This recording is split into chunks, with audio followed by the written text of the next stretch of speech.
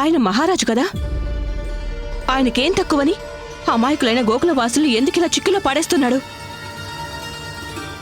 లేదు లేదు, విషయం ఇంకేదో ఉంది. అసలు నిజం చెప్పండి. నాన్న పొరపాటున చెప్పడు కదా. కంసమామ ఇదంతా మోసం చేసింది నన్ను మధురకు రప్పించడానికని. అమ్మ ప్రేమలా మారిపోతుంది. ఒక విధంగా చూస్తే పాలు పెరుగు వెన్న నెయ్యి కూడా కాదు, దాని వెనక చాలా పెద్ద పన్నాగమే ఉండుంటుంది. మీకు తెలుసు కదా అదేంటో? నాకు చెప్పరా? చెప్పండి చెప్పండి. యశోద తను కోరుకుంటున్నాడు నేను నాతో పాటు దర్బార్కి నా వెంట తీసుకువెళ్తారా?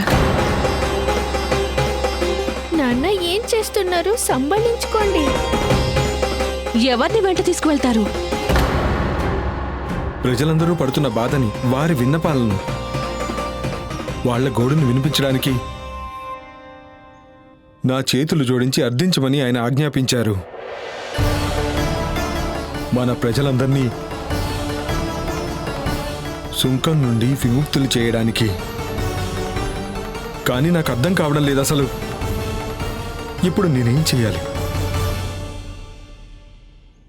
మనకెప్పుడైనా ఏం చేయాలో అర్థం కానప్పుడు మొత్తం సమస్యను శ్రీమన్నారాయణుడికే వదిలేయాలి.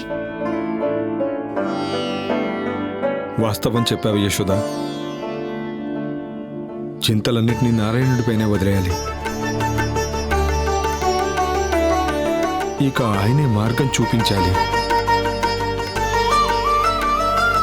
గోపికలందరికీ పెద్ద సంకటమే వచ్చి పడింది. వాళ్ళకి నా దగ్గరికి రావాలని ఉన్నా కూడా మొహమాటంతో రారు.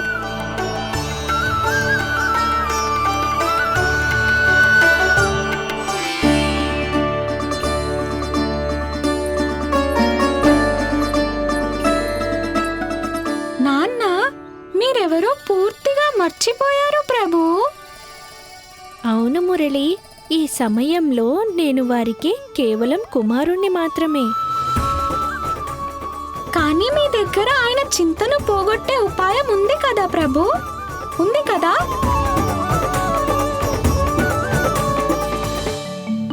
శ్రీమన్నారాయణ, ఈరోజు నా ప్రజలు, నా కుమారుడు ఇద్దరూ చాలా పెద్ద సంకటంలో చిక్కుకున్నారు. మీరు నాకు సహాయం చేసి తీరాల్సిందే.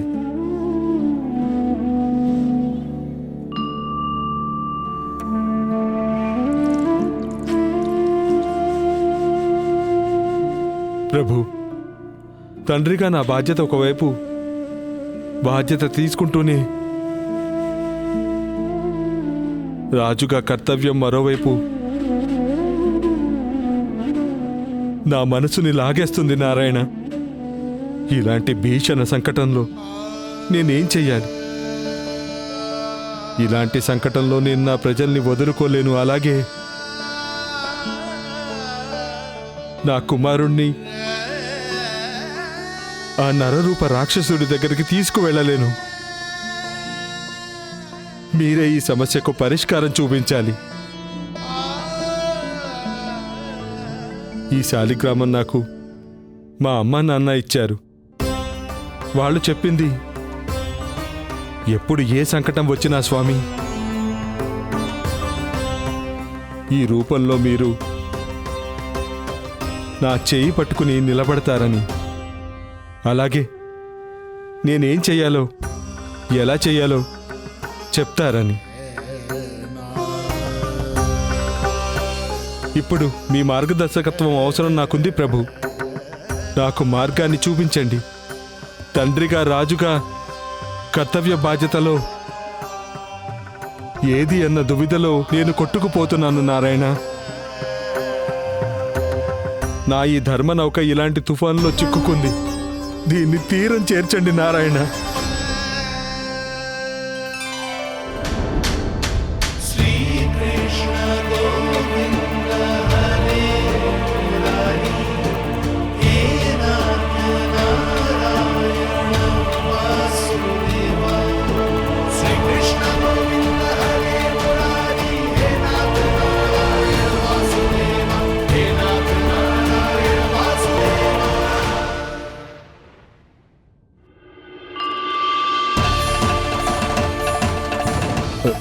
శాలిగ్రామం ఇక్కడే పెట్టాను కదా, ఎక్కడికి పోయింది? ఎటు పోయింది? నేను ఇక్కడే పెట్టాను కదా.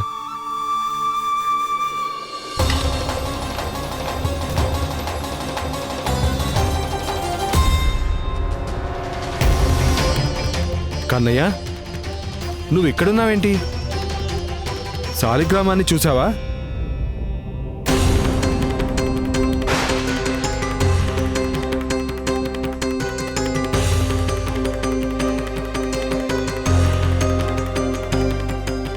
అవును, నీ నోట్లో ఏముంది?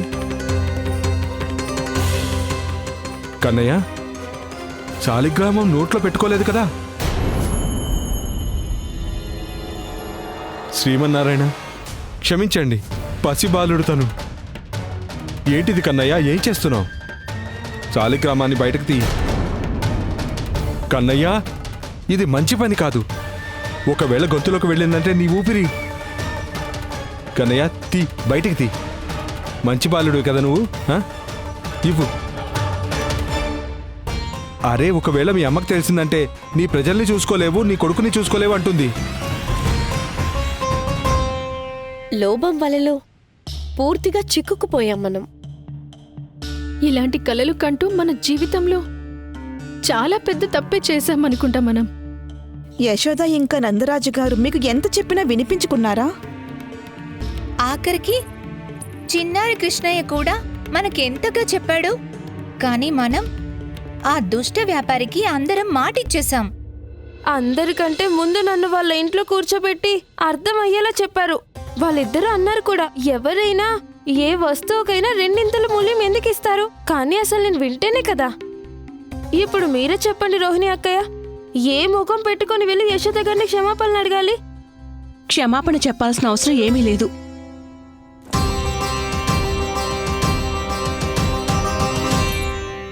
గొప్ప విషయం ఏమిటంటే మీ అందరికీ మీ తప్పు తెలిసింది. దానికి బాధపడుతున్నారు కదా. కానీ ఇప్పటికి చాలా ఆలస్యం అయిపోయింది యశోద గారు. ఇప్పుడేం చెయ్యాలి? ఏ అందమైన భవిష్యత్తు కోసం మేమా కపట వ్యాపారికి నారాయణుడిపై ఒట్టేసి మాటిచ్చామో, వాడు ఆ భవిష్యత్తునే తీసుకెళ్లి కంస మహారాజు కాళ్ళ కింద పెట్టేశాడు. సంతృప్తిగా సుఖంగా జీవించేవాళ్లం. దూడలకు వారి భాగం పాలు లభించేవి. మా పిల్లలు ఎంత కావాలంటే అంత పాలు పెరుగు తినేవాళ్ళు. కానీ వాళ్ళ నోటి ముందు ముద్దను లాగేసి ఆ దుష్ట కంసుడికి ఇవ్వాల్సి వస్తుందక్క. లేదు, నారాయణుడి కరుణతో మీ యశోద అక్కయ్య దగ్గర గోవులకు కరువేమీ లేదు. నేను నా ఇంటి గోధను మొత్తం ఈ ఊళ్ళో పంచుతాను. ఏ పిల్లాడి నోటి ముద్దను ఎవ్వరూ తీసుకువెళ్ళలేరు. నారాయణుడి కరుణతో గోకులంలో ఒక్కరు కూడా బాధపడకూడదు. అంతే మరి.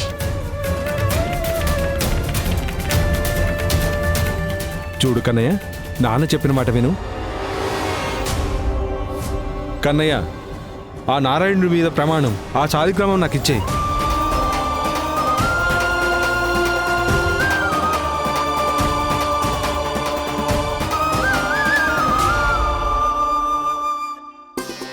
ఇది ఎందుకు చేశావు కన్నయ్య నువ్వు? అసలు ఇలా ఎవరైనా చేస్తారా అసలు? ఇప్పటికే నీ గురించి ఎంత బాధపడుతున్నాను. నీకేమైనా తెలుసా అసలు? క్షమించండి స్వామి.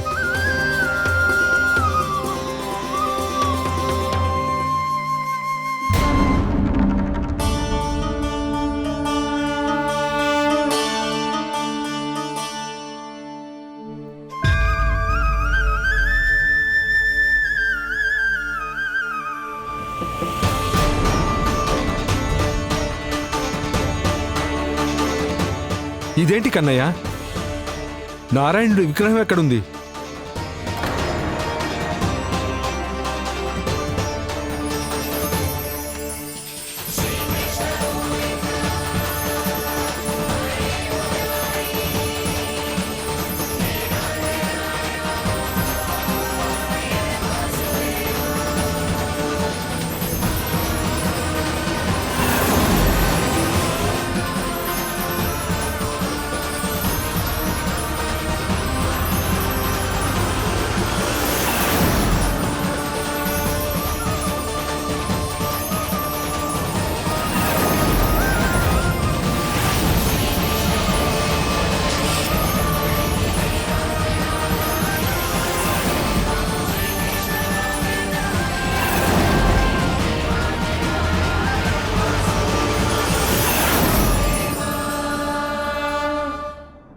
నేను కన్నయ్య నోట్లో మళ్ళీ బ్రహ్మాండాన్ని చూశాను.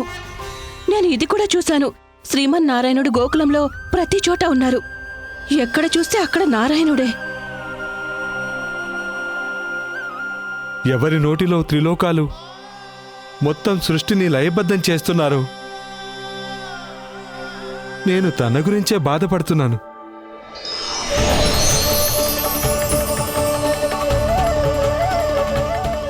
స్వామి,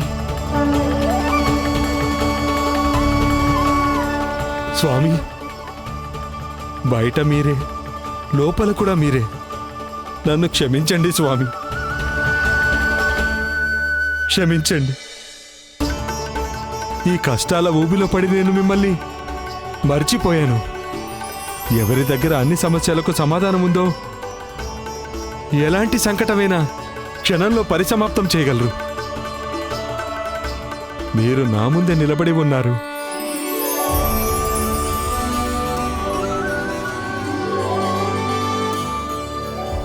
సమస్య ఎలాంటిదైనా సరే చింతించడం పరిష్కారం కాదు, బాధను పెంచుతుంది.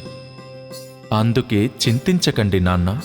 నేను ఎల్లప్పుడూ చెబుతాను, మానవుడి అతి క్లిష్టమైన పరిస్థితిలో కూడా చింత నుండి దూరంగానే ఉండాలి.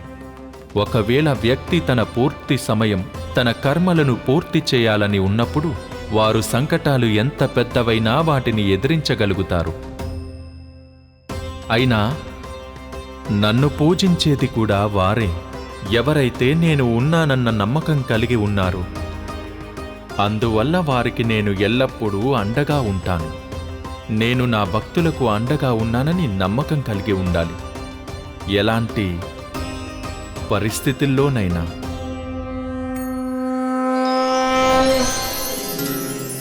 నేను మీతోనే ఉన్నాను నాన్న.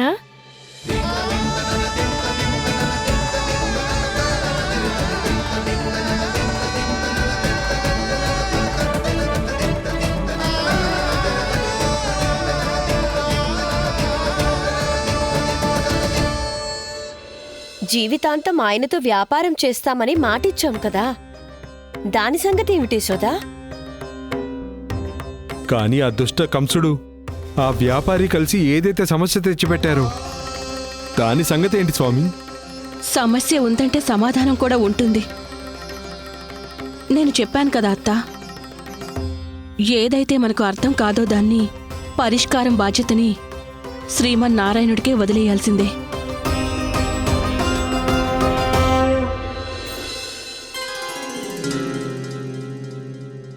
ఇది చూడు,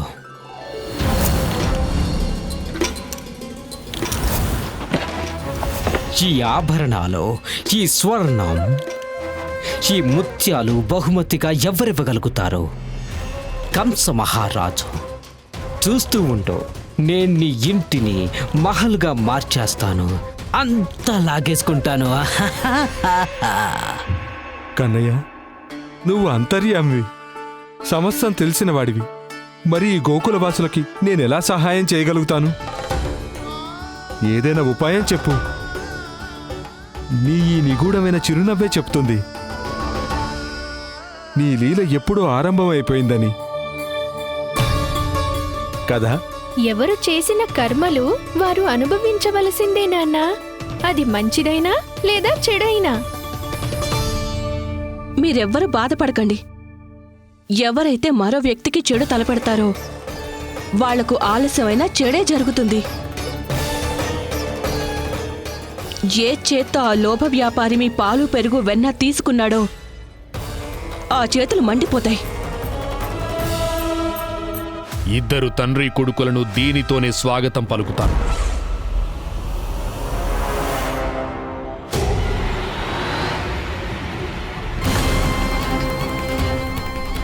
అకస్మాత్తుగా గదలో వేడి వస్తుందేంటి? నా చేతులు కాలిపోతున్నాయి.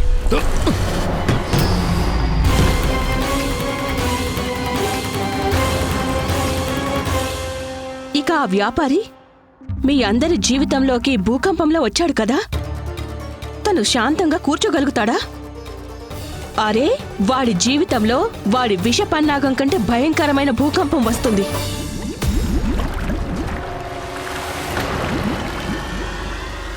స్వామి, ఇవి వాటంతట అవే ఎలా పొంగిపోతున్నాయి?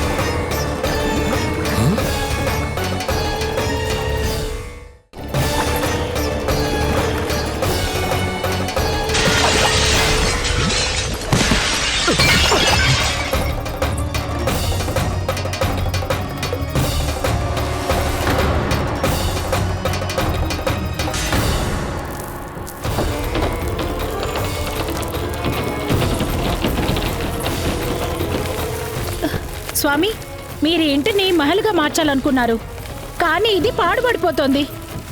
మీరెవరితో అయితే స్నేహాన్ని మొదలుపెట్టి వచ్చారో ఆయనేమీ గొప్ప సామ్రాట్టు కాదు, ఒక దుష్టుడు. దుష్టుడా? ఆ వ్యాపారి దుష్టుడైన కంసుడితో కలిసి అమాయకులైన ఊరి వాళ్ళని మోసం చేశాడు కదా. చూడండి, వాళ్ళిద్దరి భోజనం కూడా పురుగులు పడిపోతాయి.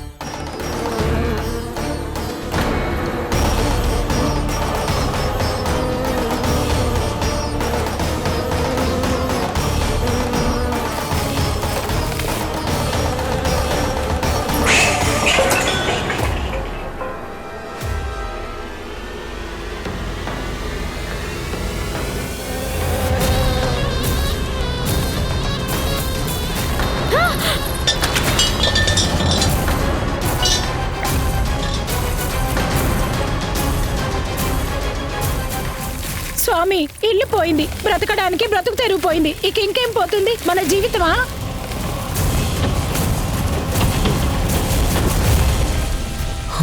మహారాజు గారు ఇచ్చిన ఆభూషణాలు పెట్టా. వాళ్ళిద్దరూ కలిసి మీ అందరి పాలు, పెరుగు, వెన్న, అసలైన ధనాన్ని లాక్కోవాలని ప్రయత్నం చేశారు కదా. చూస్తూ ఉండండి, వాళ్ళిద్దరి ధనం, ఆభరణాలన్నీ ఇనుప ముక్కలైపోతాయి, రాళ్ళు రప్పలైపోతాయి సమస్తం. అలాగే జరుగుతుందమ్మా.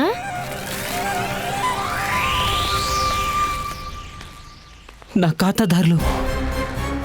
కానీ స్వామి, వాళ్ళు ఎందుకంత కోపంగా కనిపిస్తున్నారు?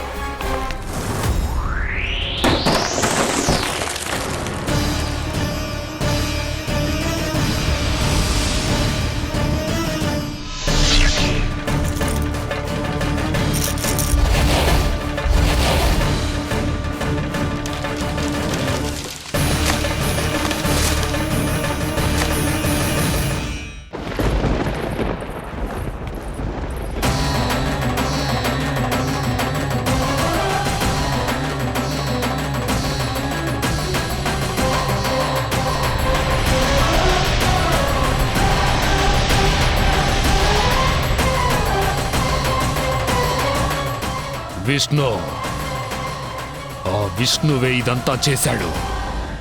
కంసుడు చేసిన దానికి శిక్ష తప్పకుండా అనుభవిస్తాడు. కంసుడు చేసిన దానికి శిక్ష తప్పకుండా అనుభవిస్తాడు. ఎవరన్నారిది? ఎవరన్నారిది? ఎవరన్నారు? అడుగుతున్నాను కదా, ఎవరన్నారిది? నువ్వు ఎవరినైతే వెతుకుతున్నావో అది నేనే, ఆ విష్ణు అవతారాన్ని. నువ్వు కోరుకునేదేంటి? నువ్వు ఆ లోబి కలిసి నా అమాయక భక్తులను వల్లో వేసుకొని హద్దులన్నటినీ మీరిపోయావు. ఇక ఆ గోకుల గోపాలకులను అనుచితమైన వ్యాపార కష్టాల నుంచి ముక్తిని ఇచ్చే వరకు నువ్వు ఇంకా మిగతా వాళ్ళందరూ కూడా సమస్త కార్యాలు, లాభాలు, సామర్థ్యం, వైభవం అన్నీ నాశనమైపోతాయి. ఇదంతా నువ్వు ఆ నిర్దోషుల జీవితాలకు ముక్తినిచ్చి తిరిగి ఇచ్చే వరకు కూడా జరుగుతూనే ఉంటుంది.